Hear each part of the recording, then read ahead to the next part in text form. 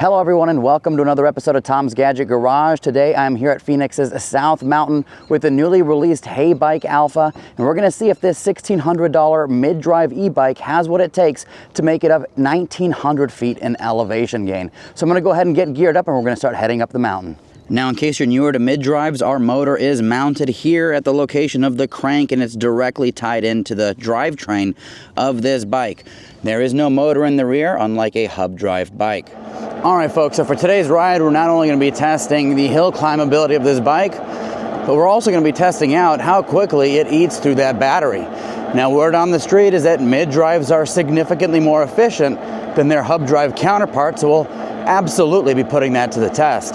Now, the battery on this HeyBike Alpha is a 48 volt, approximately 13.5 amp hour battery, which according to HeyBike should be good for 680 watt hours of capacity. But the question is that going to be enough to take us up 1,900 feet in elevation gain? It is going to be a 17.5 mile round trip, which includes 9.5 miles of almost continuous incline. So right now I'm cruising around in pedal assist 3. We are in gear 5, according to GPS, at about 16 miles an hour. So, in terms of effort, it's pretty comfortable so far, but we'll see how this performs when we get into some of the steeper stuff ahead. Now, in terms of inclines, it's not going to be the steepest course that I've tested bikes on, but it is about 10 to 12% grade at the highest points. A little bit of a downhill section here. And we will quickly move straight into our hill climb. So one of the important things to keep in mind with these mid-drive bikes is that they don't recommend shifting gears when the bike is under load, So if you're coming up a hill and you need to shift down a gear, you definitely want to pause pedaling or just reduce the pressure on the pedals so you disengage the motor. Then you can drop down into another gear. When people go shopping for e-bikes, a lot of times they'll look at the nominal wattage of the motor. And generally speaking, with mid-drives, you're going to have smaller motors than their hub drive counterparts. And so this particular bike has 500 nominal watts of power, but it is able to crank out significantly more power than that. On my top speed and acceleration test, I got just under 1,000 watts of power. But these mid-drive bikes make better use of that power and turning that electrical power into mechanical energy. And so that's why on a mid-drive, you're not going to need as large of a motor because it does a better job at getting that bike moving than its hub drive counterparts. Right now, I'm in pedal assist 4. I bumped that up. I'm in gear 4. And this is a relatively comfortable ride. I can hear the motor putting in some work, that mid-drive. But, nothing is strenuous or anything like that. And if I want to drop down a gear, I can stop pedaling, drop down a gear, and start pedaling again into a, easier gear to climb up the mountain. But right now, gear 4 is perfect for me. Now, in case you missed it, I did publish a detailed feature overview as well as first impressions ride of this bike. And in there, I actually take this thing up a 22% grade. So if you want to check that out, I will include a link in the description below. But this bike is capable of cranking out a monster 105 Newton meters of torque, which, based on my experience, is going to be more than enough to tackle pretty much any incline this bike might face. So right now we are going into what I call the shadow of the mountain. And this is going to be a particularly grueling hill climb all the way up until the point we get over the ridge. Then we'll have a little bit of relief, but this is a long stretch of hill climb right now. And looking at this bike, let's see. The wattage readout is showing us something between 4 and 600 watts of power. So the bike's definitely doing some work. I'm doing a little bit of work here, getting these pedals moving. But yeah, we're coming up this thing quite easily. We'll see how it does on some of the steeper grades ahead. Now, for all of you keeping track, we just crossed the 4.5 mile mark, and it's going to be about 5.4 to 5.6 miles to our first lookout point. That's going to be Dobbins Lookout. Then directly after that, we're going to head over to Buena Vista Lookout, and then ultimately Gila Valley Lookout, which is 9.5 miles up this mountain. So all 3 lookout points should give us some really nice views of the Phoenix metro area. When we head down the mountain today, we'll have ample opportunity to test out the brakes on this bike. It does have hydraulic brakes, so we should have plenty of stopping power, but of course we'll be putting that to the test.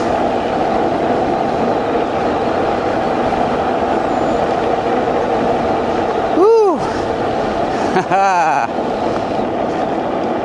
All right, and going into this little steeper section, I'm going to drop down a couple gears, resume my pedaling, and up we go. All right, so this is another steep section here on our way to Dobbins Lookout. I'm going to go ahead and pause our pedaling, shift, and then resume our pedaling again into a lower gear, making it up this, no problem. You can definitely hear the light whine of that mid-drive motor putting in the work. And here we are. First lookout point, Dobbins Lookout. Pause our pedaling, shift, and resume in a higher gear. All right, see what kind of views we got up here today. Go ahead and park this. As you can see, we're at Dobbins Lookout, 2,330 feet in elevation. That's approximately 710 meters. Come up into this lookout here. Got some kind of a compass. I don't know. Okay. It's got a little bit of a map of all the stuff in the area. And out there on the horizon is the downtown Phoenix, uptown Phoenix area. Pius Deo Peak up there, really good hike. Camelback Mountain out there, another beautiful hike. And there's Tempe, Arizona, where we do a lot of our night rides. Anyways, there's the antennas atop South Mountain. That's where we're gonna be heading to right now. All right, here we go. Go ahead and shift into another gear here. And here we go.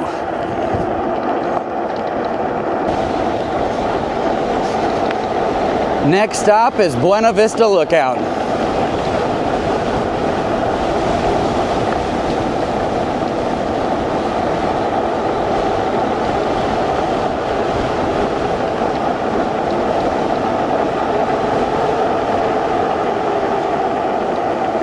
Go ahead and hook a left here.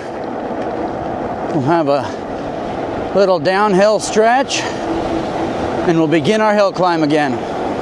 What we'll also do is, at that other lookout, Buena Vista, we'll do a quick battery check-in, see what we've got. All right, coming into another hill climb here. This bike does have suspension up front. It's got a front fork suspension, which does have a lockout and gives you the ability to adjust the preload on there. I will say that this bike does have a more firm suspension, so it's very difficult to get this thing to bottom out. So, you know, if you're a heavier rider, that's definitely going to be a good thing. Now, the screen on this bike is one of the better ones that I've seen because it gives you so much information, you know.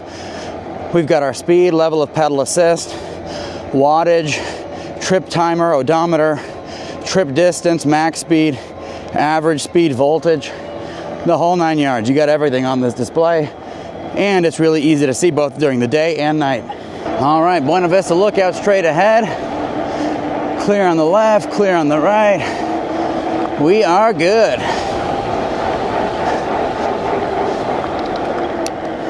Another little hill climb here.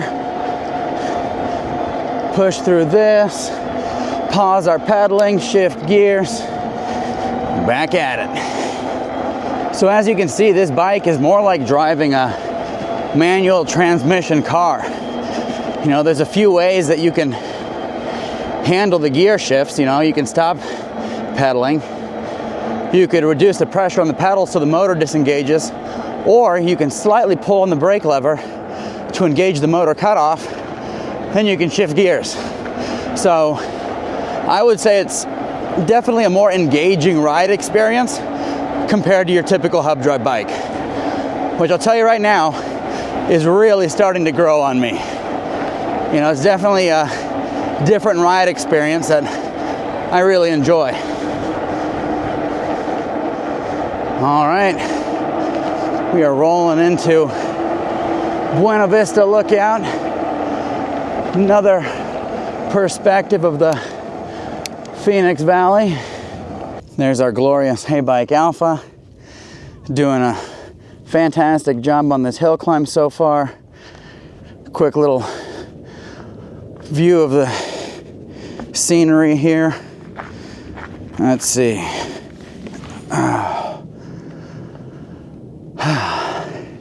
Coming up here never gets old, you know. It's always nice and quiet. And a great way to get away from the hustle and bustle of the city. Straight ahead is Camelback Mountain. You know, that's where we do our extreme hill climb test. For all the testing I do with these bikes and scooters, like I'm all over the Phoenix metro area, you know. It's always nice to come up here at this level though and see it all from one place. Anyway, we will continue on our journey up to Gila Valley Lookout. Let's see what we're doing voltage wise. I see 50.1 volts.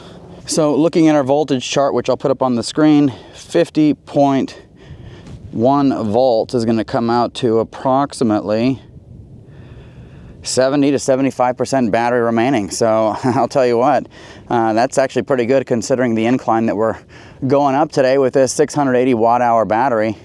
But anyways, quick mileage check-in, 7.44 miles.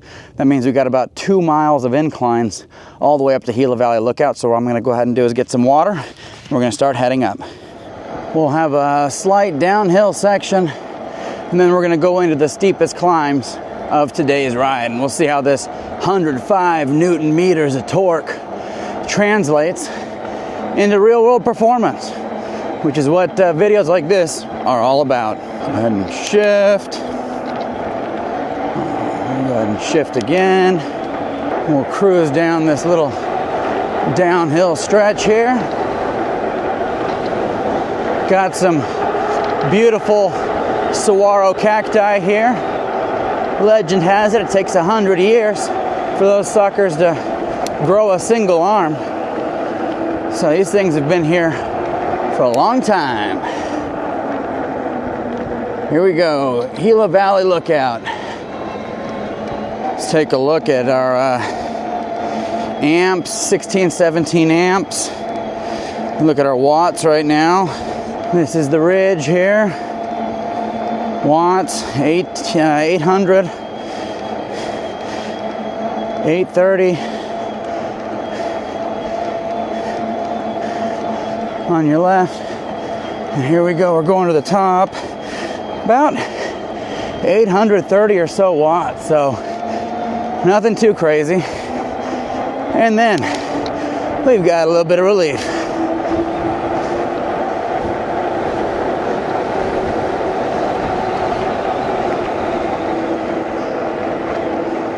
I'm gonna go ahead and put some work in today.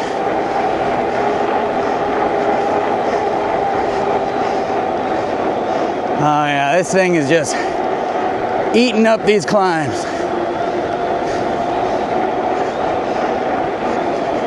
There's the antennas. We'll be more or less on their level here after the steep stuff ahead. All right, time to start putting in some work. We are in pedal assist 4, gear 3. See what it's like in pedal assist 5. Okay, can definitely feel a little bit of relief there.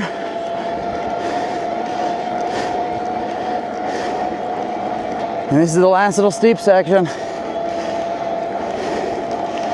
Woo! 500, 600 watts.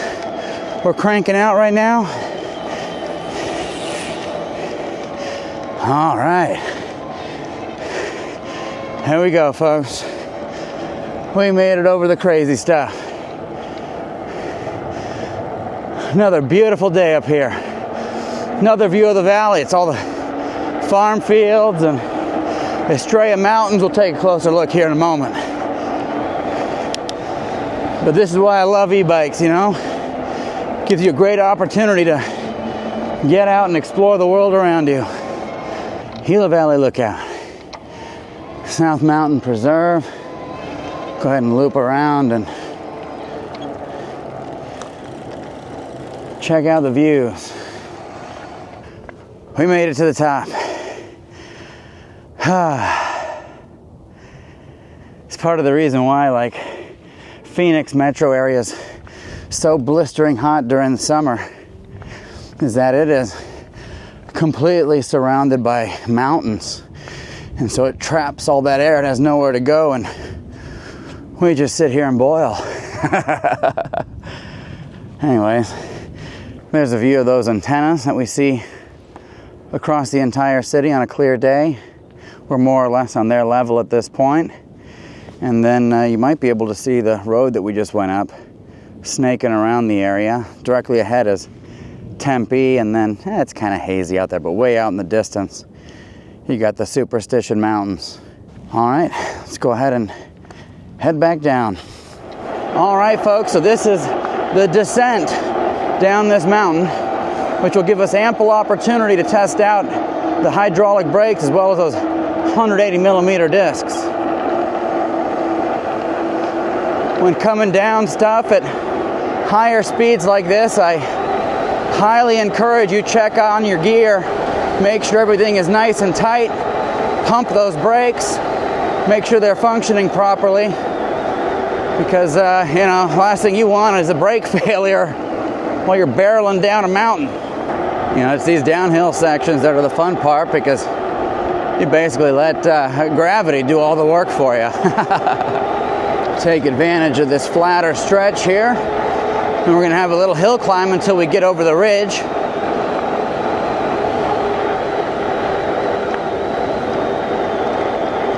Go ahead and shift down before going into this. There we go. We are now in a perfect gear to make it up this. Maybe one more. Oh yeah.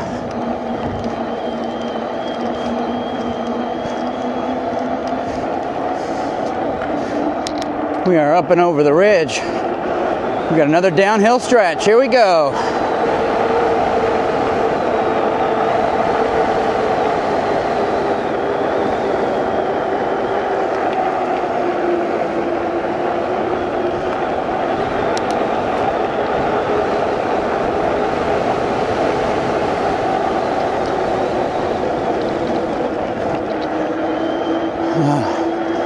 Always want to watch out for gravel, because we've had some pretty crazy rains over the past week, which we'll take. It's been a super dry season.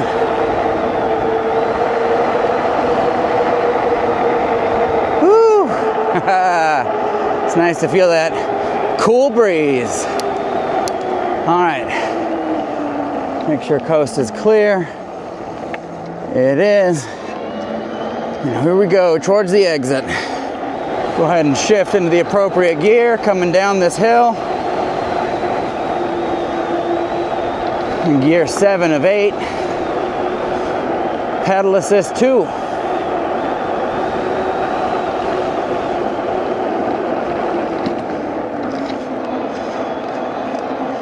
Here you can see someone nearly plowed through that guardrail. That's why I come up here on silent Sundays. The road is closed to automobile traffic on most Sundays up until 10 a.m. because people definitely drive way too fast up here. And I'm not, you know, here to compete with cars, you know. Suspension's doing a good job of absorbing a lot of the cracks in the road here. It's also nice to have these 26-inch by 4-inch fat tires.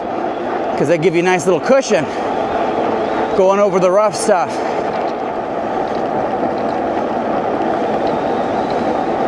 Now we're letting gravity do the work.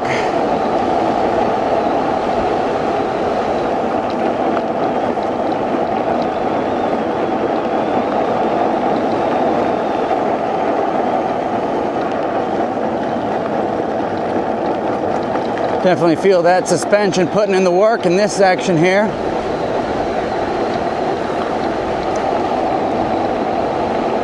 This is the shadow of the mountain I was talking about. Obviously no shadow right now.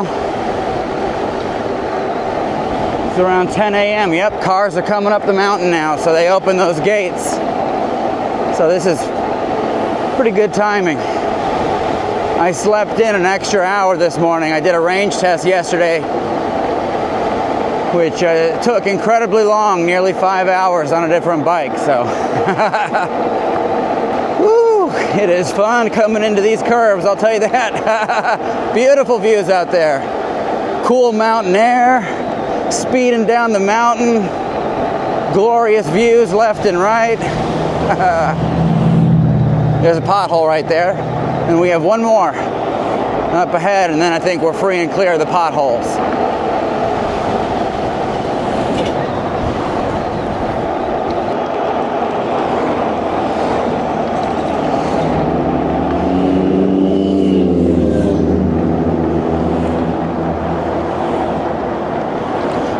It's always strange seeing cars. I'm usually up here a lot earlier. I hope these folks stay in their lines.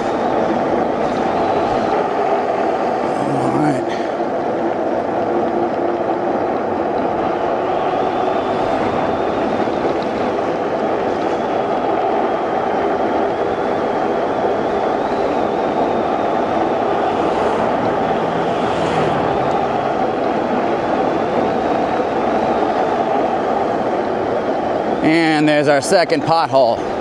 So we can now ride down the mountain stress-free without having to worry about potholes. Hopefully they fill those soon.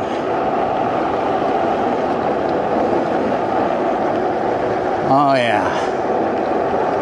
This is always a fun part coming down the mountain.